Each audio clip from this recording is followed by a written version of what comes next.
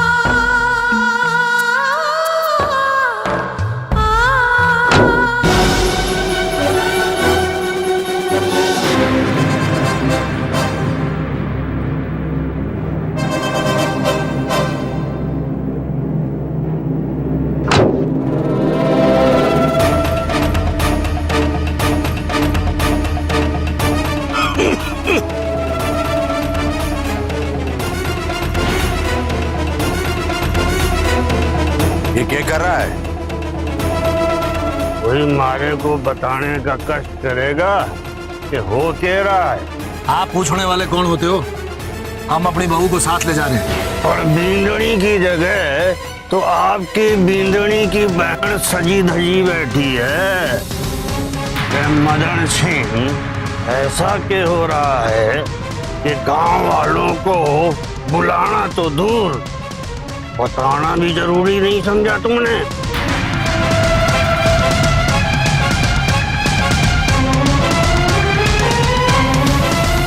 क्या हो गया? हमारा सवाल सुन के तुम लोगों का गला क्यों सूख गया? जवाब दो। तू है कौन सवाल पूछने वाला? हमारा नाम गुमान सिंह ऐसे कोणी, बहुत गुमान रखूं अपने गांव और अपने गांव वासियों के लिए। बड़ा गुमान करे गांव की छोरियों पे नजर डालने।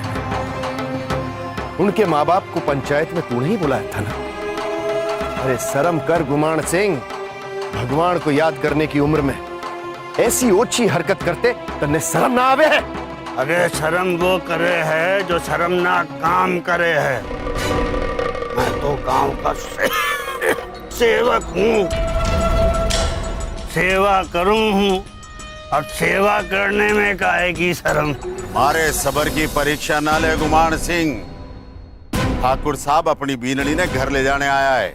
अच्छा, तो फिर थारी छोरी रसाल बींदड़ी की तरह क्यों संवरी बैठी है?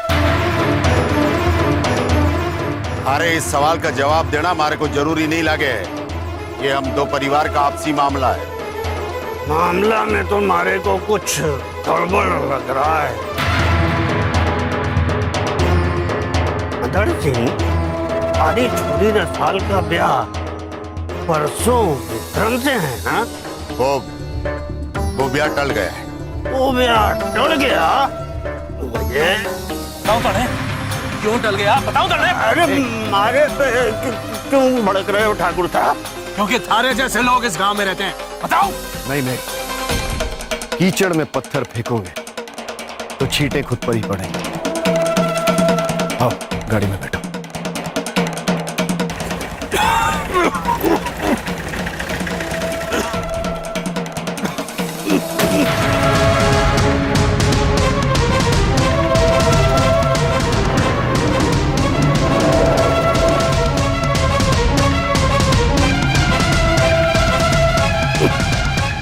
ये लोग करवाने के जा रहे हैं।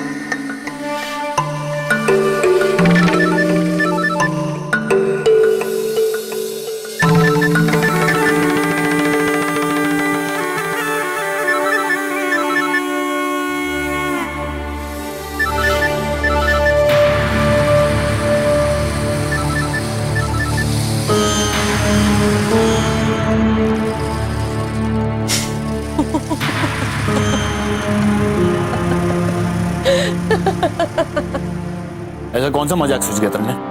कैसे पागलों जैसी हंस रही हो? ये मजाक से कोई कम नहीं है कुंवर साहब। आप ऐसे कोई बैठे कि आपको उस ठुमरी का फोन भी ना सुनाई थी।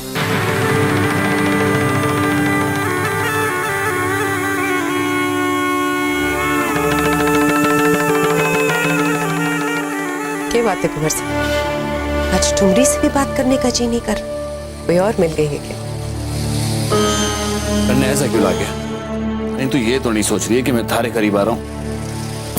ना, ये तो मैं भूल कर भी ना कभी सोचूं। वो तो आपको शराब के ग्लास को किसी की तरह महसूस करते हुए देखा। क्या बकवास कर रही है? ऐसा कुछ नहीं कर रहा था मैं। अच्छा, तुम्हारे आने की खबर भी ना हुई आपको? और उस बार वाली के फोन से भी आपका ध्यान ना टूटा?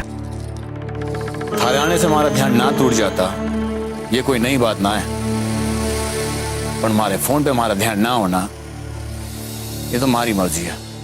मारे ऊपर आपकी नजर ना पड़ने की कीमत तो अच्छी तरह चुकाना सीख लिया मैंने। और आपकी नजर किसी और पर पड़े और उसे मैं ना पहचानूं, ऐसा नहीं हो सकता कुंवर साहब। ऊब गए हो आप उस बार वाली से, किसी और को ढूंढ रहे हो। अब अगर तूने एक शब्द भी बोला ना तो तू ऐसे नहीं मानेगी लगता।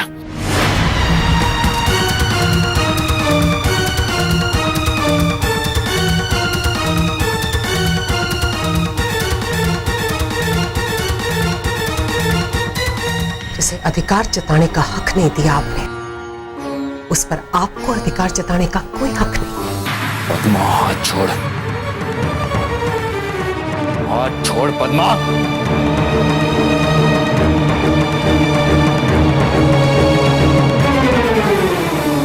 हमारी मजबूरी जरूर हो कुंवर साहब, पर अपनी मजबूरी का गुस्सा हमारे पर मत उतारो। ये मंडे बिल्कुल भी मंजूर नहीं है। मरेगी तो इसी कमरे में घुट घुट कर मरेगी तो। सवेली में जिंदा कौन है? सब मर चुके हैं और जिंदा रहने का ढोंग करते हैं।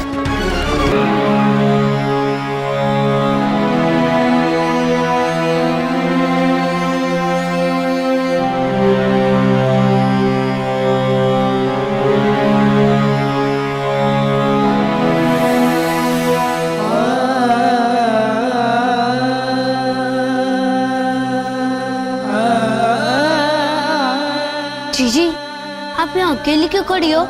आओ पास में बैठते।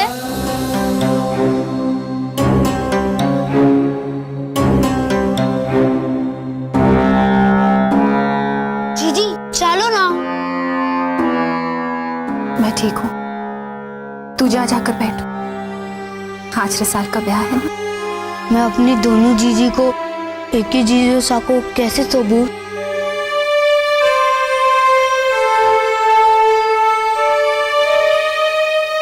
अरे थे लोग अट्टे क्यों खड़ा हो? ब्याह तो वहां हो रहा है, वहां जाना चाहिए। आखिर हरी सग्गी बहन का ब्याह है। पंडित जी, सुमेर सिंह जी ने आपको सब कुछ बता दिया था ना? जी जजमान। तो फिर आप जल्दी कीजिए, हमारे पास वक्त कम है। जी जी। ओम अपवित्र पवित्र व सर्वावस्थांग दो विवाह यास्मृत पुंडरीकाच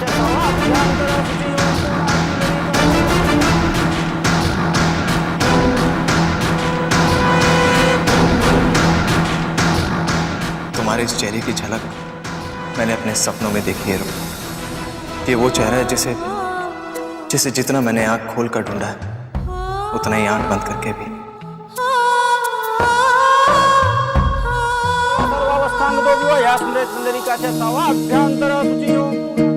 काश ये पहले ही हो जाता। रणबीर रुक्मी की बजाय हमारी बेटी रसाल से मिला होता तो आज ये मनहूस रुक्मी हमारी बेटी के साथ उस हवेली में तो ना जाती। ओम ऋषिकेशाय नमः। ओम ऋषिकेशाय नमः। ओम माधवाय नमः। ओम माधवाय नमः। वधु के माता पिता कन्यादान का रस्म करेंगे। पंडित जी एक मिनट। क्या हो गए हो मदन सिंह जी? मैंने आप लोगों से एक वचन चाहा है। कैसा वचन? जीजू साहब, कन्यादान से पहले मदन सिंह वचन मांग रहा है। ये क्या तमाशा है? माफ करना सुमेर सिंह जी, आगे हमारे साथ और तमाशा ना हो, इस बात का ही हमें एक वचन चाहिए। सारी बातें घर से निकलने से पहले ही कर लेते तो अच्छा होता। घर से निकलते ही जो कुछ हुआ उस बात के लिए तो आप लोगों से वचन चाहिए। साफ साफ कहो मदन सिंह जी, क्या कहना चाह रहे हो? चलने से पहले जिस तरह से गुमान सिंह ने आकर के रास्ता रोका, वो आगे भी चुप बैठने वाला नहीं है। वो बार बार रसाल को लेकर के सवाल उठा रहा था। उसका मुंह बंद रखने के लिए रसाल को गांव आने की इजाजत देते रहना पड़ेगा आप लोगों को।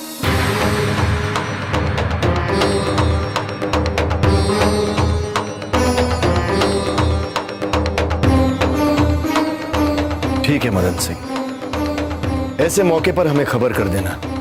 तुम्हारी बेटी रसाल आ जाया करेगी। जी पंडित जी, आप रस्म पूरी कीजिए। जी।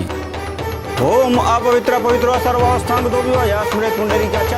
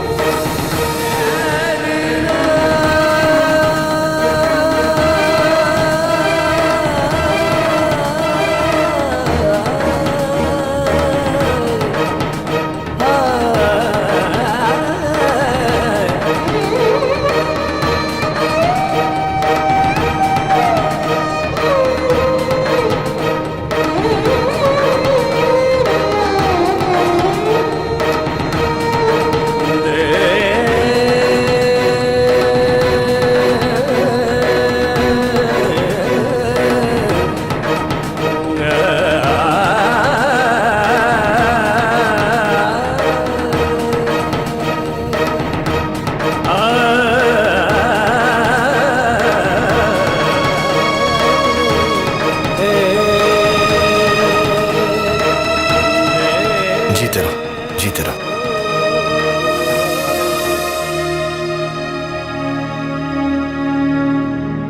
सौभाग्यवती हो बिंदनी। तारा रणवीर के जीवन में आने से इस घर की और घर के सदस्यों की खुशियां वापस आ गई है जो कुछ दिनों से खो गई थी।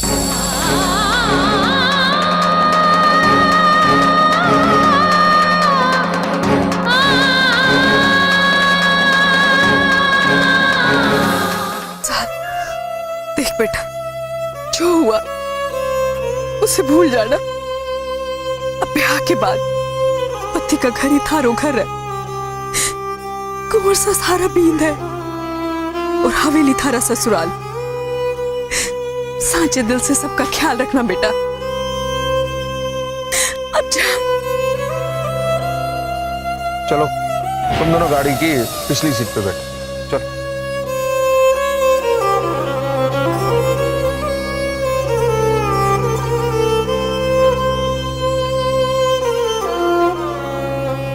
ध्यान रखना अपनी छोटी बहन का।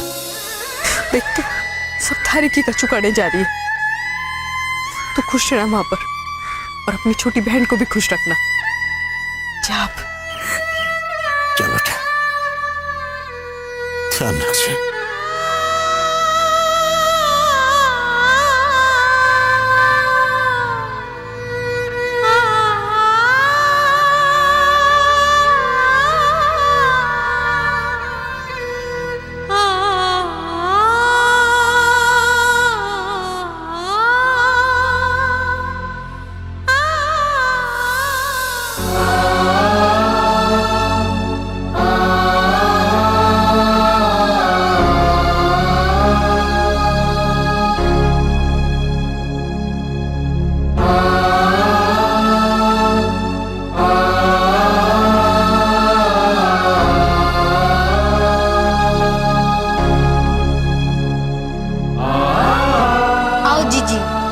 रसाल जी के पास बिठा देता। रुको रुकमणी, तुम आगे की सीट पे बैठो, ड्राइवर की सीट के पास।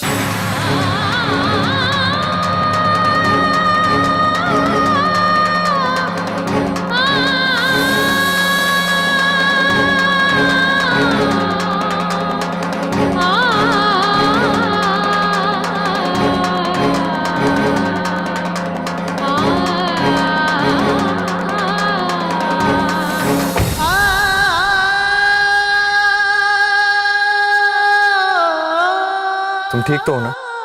जी। मैंने तुमसे नहीं, रसाल से पूछा।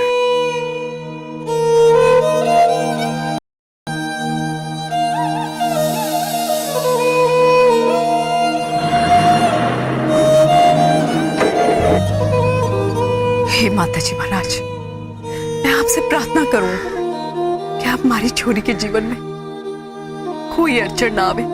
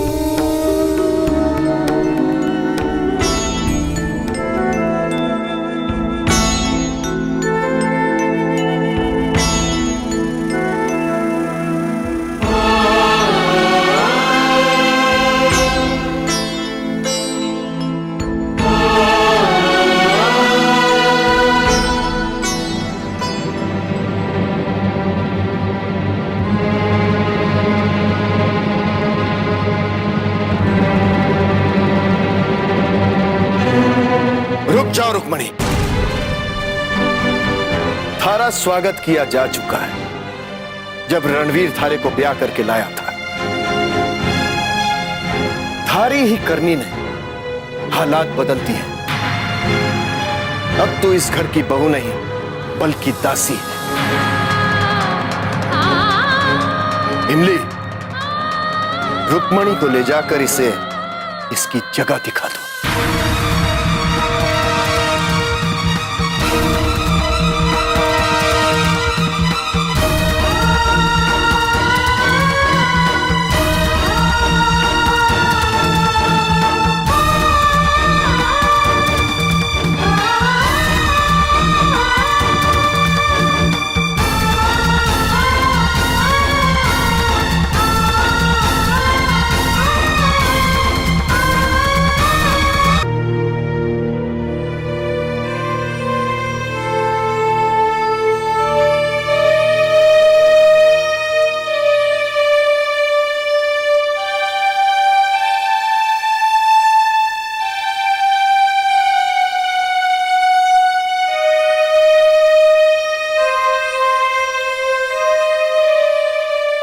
उसी कमरे में रहना है आप लोग। बाथरूम वगैरह जाना है तो उस कोने में है। हवेली के सभी नौकर चाकर वहीं जाते हैं। ये दरवाजा सीधा रसोई में जाता है। हम सबको हवेली में जाने के लिए वहीं से होकर जाना पड़ता है, तो आप लोग भी वहीं से आना जाना होगा। और हमारी को करना क्या है? आप बैठे बैठो, मैं पूछ के बताती हूँ।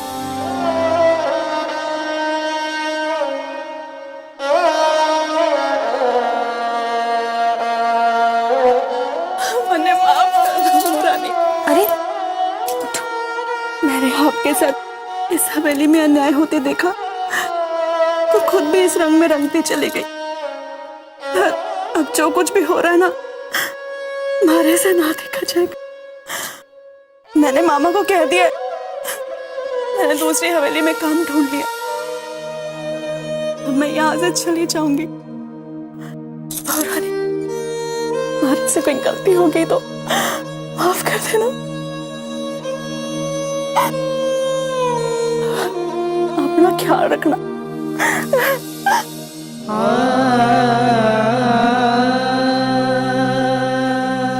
बेचारी इमली, हमारे वास्ते कितनी पीड़ा है उसके मन में।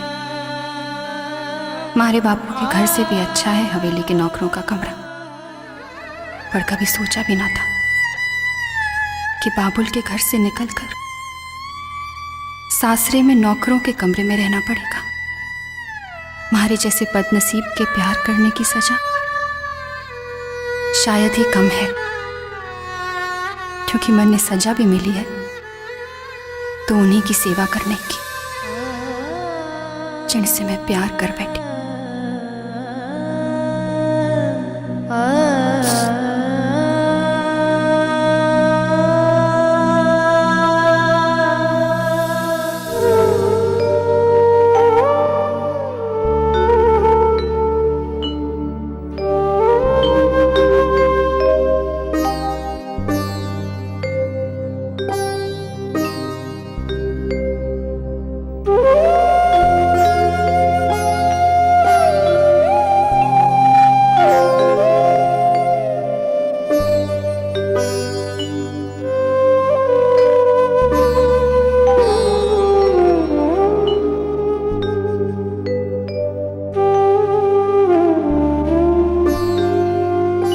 से शिकायत करने जा रही थी कि क्यों किया हमारे साथ ऐसा, पर आपने तो सपने आते ही हमारे को रसाल की याद दिलाती। हमारे को तुम्हारे प्यार करने की सजा मिलनी ही थी, पर हमारी बहन को उसे क्यों हमारी सजा को भागी बना दिया?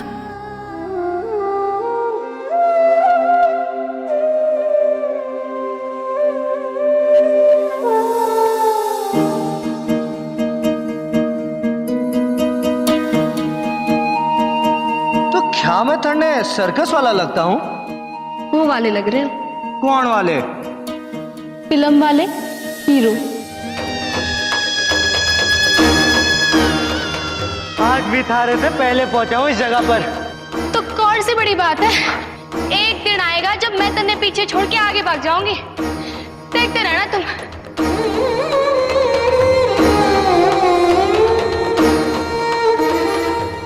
थारे से विनती करने आई, हमारे को अपने प्यार के बंधन से मुक्त कर दो। तुम्हारे नसीब में कौन बिखरा, भूल जाओ मत। कैसे भूल जाऊं? कैसे भूल जाऊं तन्ने? बचपन से जिसके साथ जीवन बिताने का सपना देखा था, आज उसी ने हमारा सपना तोड़ दिया। तोड़ दिया।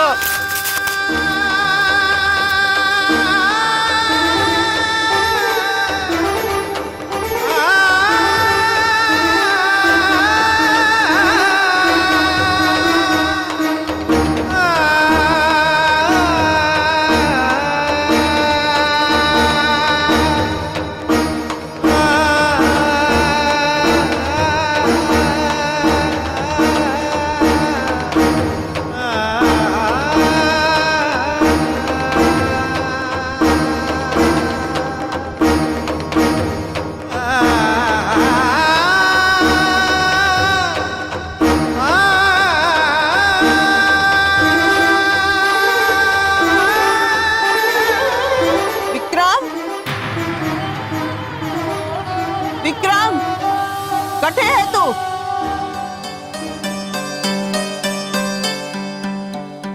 क्या हुआ माँ? क्या हुआ? वो गुमान सिंह पूरे गांव को बताता फिर रहा है कि रुक्मणी को लेने आए थे हवेली वाले और रसाल को बिंदड़ी की तरह सजाकर ले गए हैं। रसाल, आखिर तुमने अपना धर्म निभा दिया, अब मारी बारी है। इतना प्यार करता हूं तुमसे कि अब भी थारा या थारे परिवार का नाम खराब ना होने दूंगा। देख, अब तो मारे को भी दाल में कुछ काला लगने लगा है। माँ, आप समझ क्यों नहीं रही हैं? होगी हवेली वालों की कोई रस्म जिसमें दोनों बहनों का साथ होना जरूरी होगा। हम लड़के वाले हैं और मदन सिंह ने हमें भी बताना जरूरी नहीं समझा कि आखिर ऐसी कौन सी रस्म होने जा रही है। मैं तो कहूँ हूँ, भूल जा उस रसाल को। थारे वास्ते हमारे पास एक से एक रिश्ते आ रहे हैं। जब मदन सिंह की छोरी घर पर कुंवारी बैठी रहेगी तब उसकी अकल ठिकाने लगेगी। ये हो रहा है ये सब माता जी महाराज जी जाने।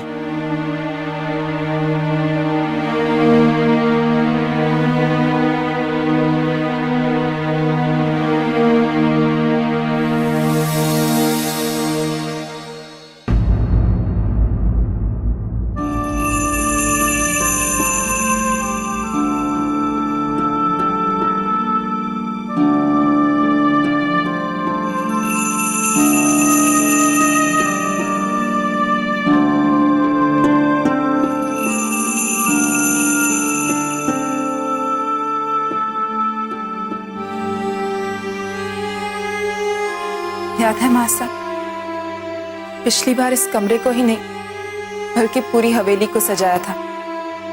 कितने खुश थे ना हम सब। हाँ बेटा, तब से और अब में जैसे पूरी दुनिया ही बदल गई हो। तब लगा था जैसे खुशियां आ गई हो और अब खुशियों के लौटने का इंतजार है।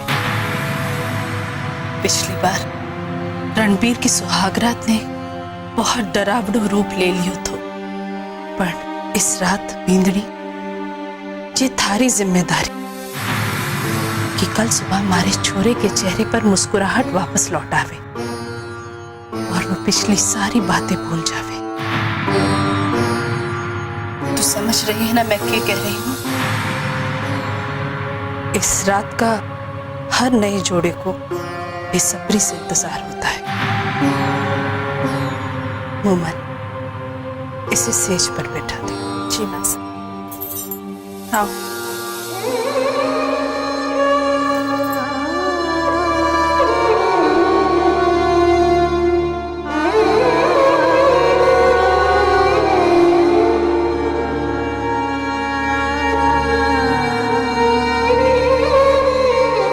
चले मासा।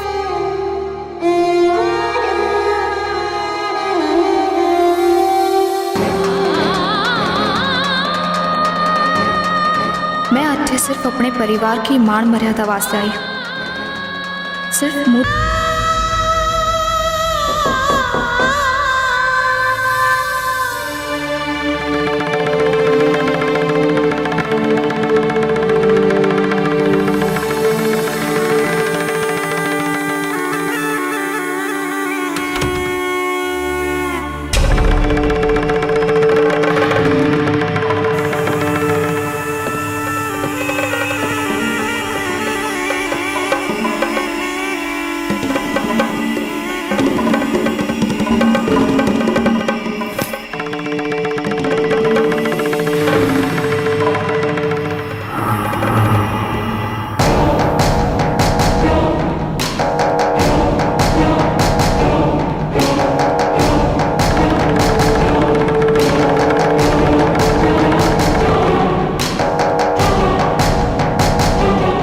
अपनी खूबसूरत आंखें तो दिखा जाने।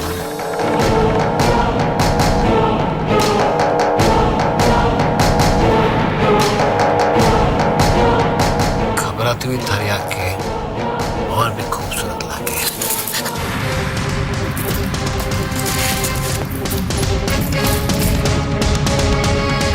फिर थारी को हाथ लगाया तो?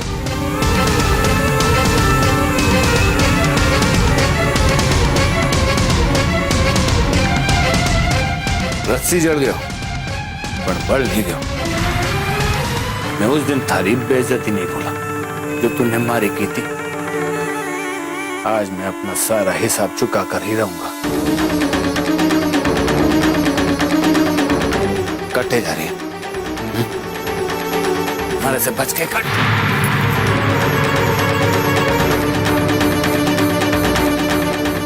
थारे को मारे से कौन बचावेगा? क्या कर रहा है तू? क्या कर रहा है? तू नहीं माना तो मैं जीजू साहब को बुला लूंगा। हाँ मूसा, मारे को मारे बेइज्जती का बदला लेना है। सुन तो सही तरह बात सुन। सही समय का इंतजार कर। उतावलेपन पे आज सारा खेल खराब कर देगा क्या? समझो? Let's go. Let's go.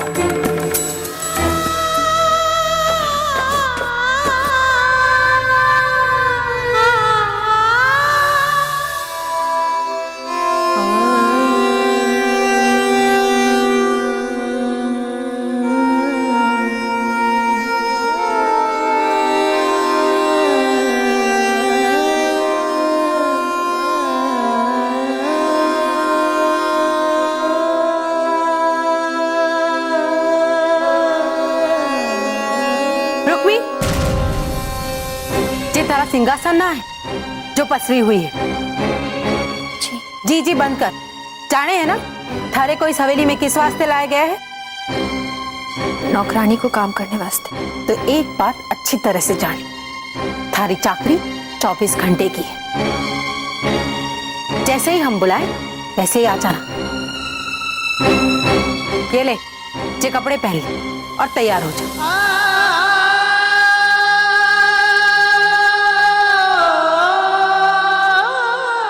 इतना हैरान होने की कोई जरूरत ना है। थारे को सुबह शाम एक बार ऐसे ही कपड़े पहनकर हमारी सासू मासा के कमरे में जाना, जो थारे को लाने के वास्ते अपना अन्न त्याग बैठी। वैसे तो वो अपने कमरे में ही रहती, इसीलिए थारे को सेवा करने के लिए उनके कमरे में जाना।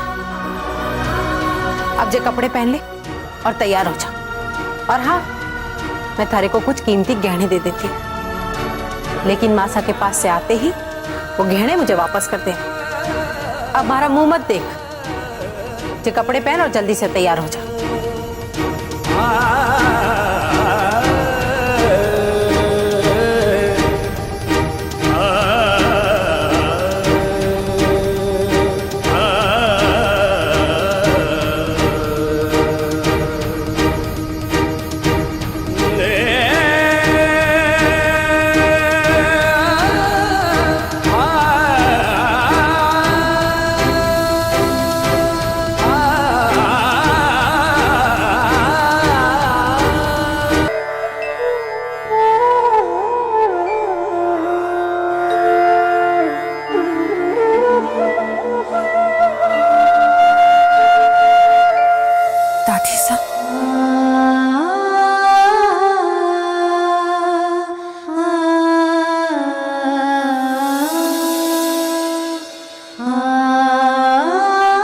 तू खुद ही उठा लेना मासा को।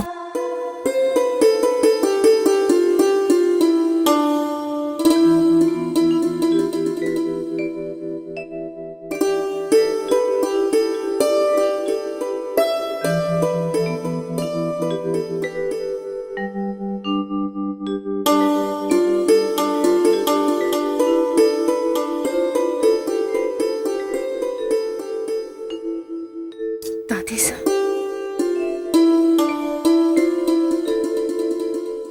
रुक्मी, मासा रुक्मी अट्ठे ही है, आ गई है।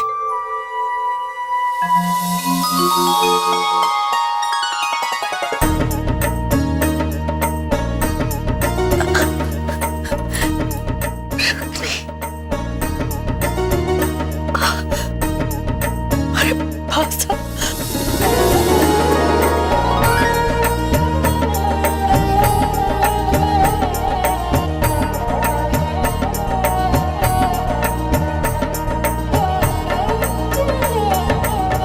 मारे को पता था मारे पोते रणवीर को अकेला जावेगी और रुक्मी को जरूर वापस लेकर आवेगा।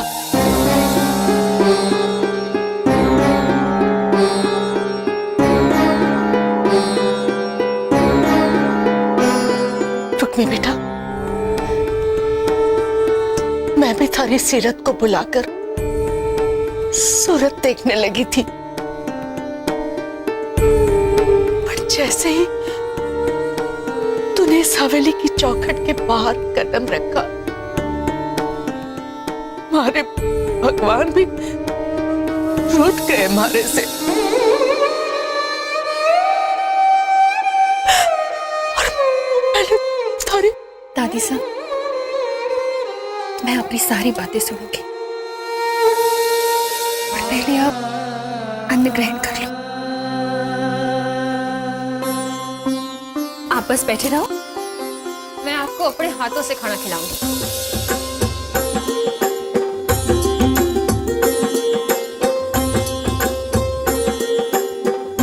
आखिर मैं आपकी खातिर ही तो इस हवेली में आई।